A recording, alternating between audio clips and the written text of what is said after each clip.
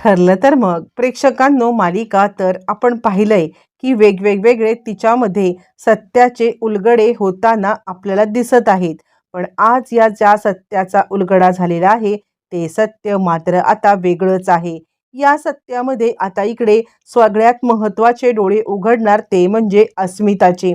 अस्मिताला या सगळ्यामध्ये सत्याचा असा काही महाभयंकर उलगडा होणार आहे की ज्याच्यामुळे मात्र आता अस्मिता खूपच हादरलेली आहे. आणि आता इकडे सचिनला भेटायला आलेली साक्षी आणि सचिन या दोघांचं ज्या वेळेला अस्मिताला समजलंय त्यावेळेला तर आता प्रेक्षकांनो तिच्या पायाखालची जमीन हादरलेली आहे. नक्की काय घडले आणि त्यानंतर सचिनची या घरातून कशी कायमची हक्कलपट्टी झालेली आहे सगळं सगळं पाहूया. इकडे आता मुद्दामच सचिन अस्मिताला भडकवत आहे आणि भडकवत तो आता अस्मिताला सांगतो आहे, बघ म्हणजे या घरामध्ये तुला आधी किती मान होता, पण माझ्यामुळे सगळा मान आणि पान तुझा निघून गेलेला आहे. ते काही नाहीये. मला असं वाटतं की हा मान तुझा परत आला पाहिजे. तुला नसेल वाटत तर आता तू मला सोडून दे. म्हणजे आता बघितलंस ना, अर्जुन कसं म्हटला की हे पैसे तुला हवेत की दुसरं कुणाला. यावरती अस्मिता म्हणते, पण सचिन तो काही चुकीचं तर बोलला नाहीये ना. म्हणजे मुळातच या सगळ्यामध्ये तू आता पैसे मागितलेच होतेस ना. यावरती तो म्हणतो, म्हणजे अस्मी तुला सुद्धा असं वाटतंय का की मी या सगळ्यामध्ये तुझ्याकडून पैसे लुबाडतोय. यावरती मग आता ती सांगते, तसं नाहीये रे, खरंच मला अजिबात तसं काही वाटत नाहीये. मला फक्त इतकंच म्हणायचं आहे की तू नको वाईट वाटून घेऊस. काहीही झालं तरी सुद्धा मी तुझ्या पाठीशी आहे. आता इकडे अस्मिताला कोणत्याही परीने समजावलं तरी अस्मिता काही समजायला मागत नाहीये. हे ज्या वेळेला सचिनला समजलंय तो आता विचार करतोय, काय करू काहीच कळायला मार्ग नाहीये. त्याच वेळेला इकडे आता प्रतिमा सांगत आहे, म्हणजे सायली मला खरंच कळत नाहीये. मी प्रत्येक वेळेला ज्या वेळेला तुला पाहते ना त्यावेळेला मला असं वाटतं की खरंच तूच माझी आता मुलगी आहेस की काय. आणि आता मला कधीच तन्वीला पाहिल्यावरती ती माझी मुलगी आहे असं वाटलंच नाही ग. काय असेल काय माहित नाहीये. यावरती आता मात्र ती सांगायला लागते, म्हणजे खरं तर मी परीक्षा घेतली होती ती तन्वीची परीक्षा घेत असताना तन्वी तर या परीक्षेमध्ये सपसेल नापास झाली, पण तुझी परीक्षा नसताना सुद्धा आता तू याच्यामध्ये पास झालीस. मला खरंच कळत नाहीये की नक्की हे सगळं काय चाललंय. यावरती सायली म्हणते, प्रतिमा आत्या तुम्ही उगाच स्वतःला त्रास करून घेऊ नका. आणि असं म्हणता म्हणता सायलीने पटकन आपण पाहिलंय की आता प्रतिमाचा एक केस काढून घेतलेला आहे आणि त्याचनंतर तिच्या आता मिशन कंप्लीट झालेले आहे. तिने लगेचच तो केस आपल्या पर्समध्ये टाकलाय. पण प्रियाला मात्र आता काहीतरी डाऊट आलाय की या सगळ्यामध्ये मात्र आता काहीतरी गडबड आहे. आणि आता या सगळ्यामध्ये आपल्याला काहीतरी सायली लपवती आहे. तिने आता काय टाकलंय हे सुद्धा पाहिलेलं आहे. मग काय, मग ती सायलीची पर्स हे करण्याचा प्रयत्न करते आणि त्यावेळेला सायलीच्या पर्समध्ये तिला तो केस दिसतो आणि तिच्या लक्षात आलंय की अच्छा, म्हणजे ही माझे आणि प्रतिमा या दोघांचे सॅम्पल चेक करणार आहे. आणि इथेच प्रिया खरं तर अडकले. आता हे प्रियाने चुकून पाहिलेलं नाहीये, तर प्रियाला सायलीने या सगळ्यामध्ये अडकवलेलं आहे. बरं, तोपर्यंत साक्षी दम काही निघत नाहीये.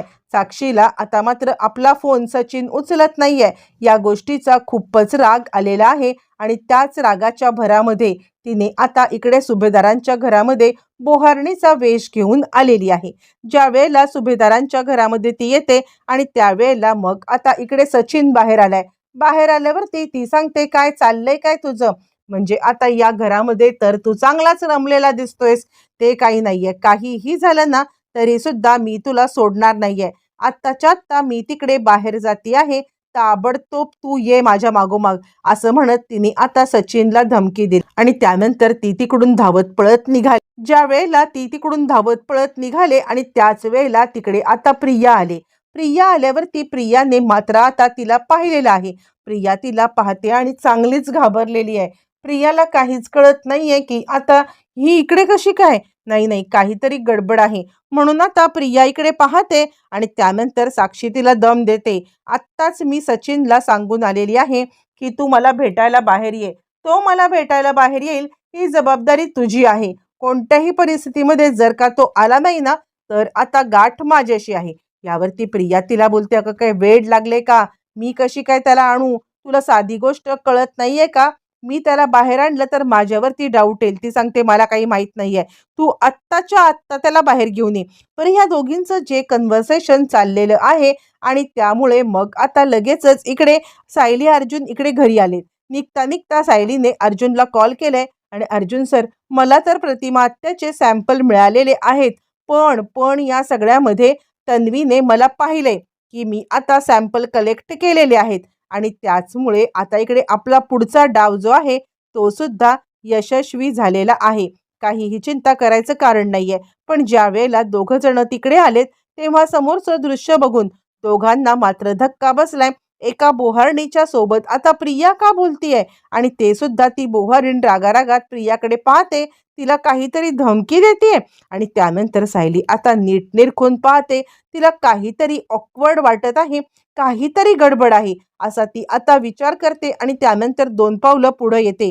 पण तोचपर्यंत इकडे आता साक्षी पळून जाण्याचा प्रयत्न करते आणि त्याच वेळेला सायली आता अर्जुनला सांगते, पटकन या मुलीच्या मागे जा, मला आता काहीतरी डाऊट आलेला आहे.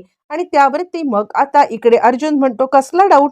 त्यावरती लगेचच इकडे आता सांगायला लागते सायली, तुम्ही जा तर हिच्या मागे. मग सायली घरात येते. घरात येऊन प्रतिमा, कल्पना आणि आता त्याचबरोबर इकडे प्रताप यांना दोघांना विचारले, काय झालंय आत्ता, इकडे कोण आलं होतं? यावरती कल्पना आणि आता प्रताप सांगायला लागतात, कोण म्हणजे खरं तर या सगळ्यामध्ये आत्ता एक बोहारीण आली होती आणि सचिन आता बाहेर गेला होता. आणि त्यानंतर मग आता सायली सांगते, मला कळलंय काय कळायचं ते. आणि त्यानंतर सायलीने खरं तर आता पाहिलेलं आहे ते म्हणजे साक्षीला. आणि ती सांगते, अस्मिताताई कुठे आहेत? त्यावरती मग आता कल्पना सांगते, अस्मिता अस्मिता तिच्या रूममध्ये आहे असं म्हटल्यावरती मग आता ती सांगते, तुम्ही अस्मिताताईंना बोलवायला जा. आणि ती आता अर्जुनला सांगते, चला आता काहीही झालं तरी सुद्धा या मुलीला पकडून एका दगडात 2 पक्षी मारल्याशिवाय मी गप्प बसणार नाहीये. सायलीच्या डोक्यात काय चाललंय हे मात्र आता इकडे काहीच कळत नाहीये अर्जुनला. पण आता सायली 2.0 व्हर्जन हे काहीही करू शकते किंवा आता ती या सगळ्यामध्ये कोणत्याही परिस्थितीमध्ये बदलू शकते हे माहिती असल्या कारणाने अर्जुन आता लगेचच तिच्या सांगण्याप्रमाणे पुढचं काम करायला निघालेला आहे. इकडे तोपर्यंत मग आता अर्जुन सांगायला लागतो, सायली अस्मिताताई आलेली आहे. आणि त्यावरती सायली सांगते, चला अस्मिताताई, तुम्हाला साक्षीला भेटवते आणि ती कुठे गेलेली आहे ना हे पण तुम्हाला दाखवते. यावरती मग आता अस्मिता म्हणते, काय? यावरती ती सांगते, हो आत्ता सचिन भाऊजी बाहेर पडले. यावरती ती सांगायला लागते, हो. आणि त्यावरती मग आता लगेचच अस्मिताला घेऊन आता सचिन आणि जिथे आता साक्षी आहे तिकडे दोघं जण आलेले आहेत.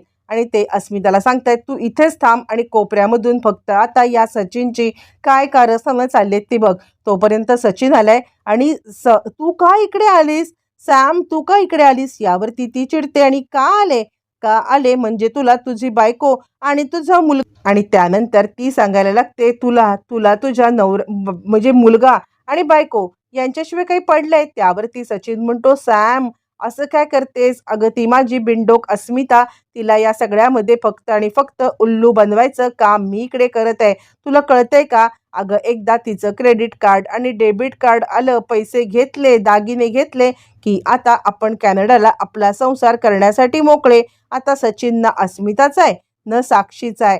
आणि त्याचमुळे आता मात्र हे सगळं चालू असताना आता अर्जुन आणि सायली तिकडे आणि अस्मिताच्या समोर आता सगळं दृश्य दाखवलं जातं. अस्मिताला तर आता आपण काय बघतोय याच्यावरती विश्वासच बसत नाहीये आणि ती सचिनची कॉलर धरते. आणि मला तर म्हटला होतास की आता त्या साक्षीकडे तू आता गेला होतास ते म्हणजे पैशासाठी.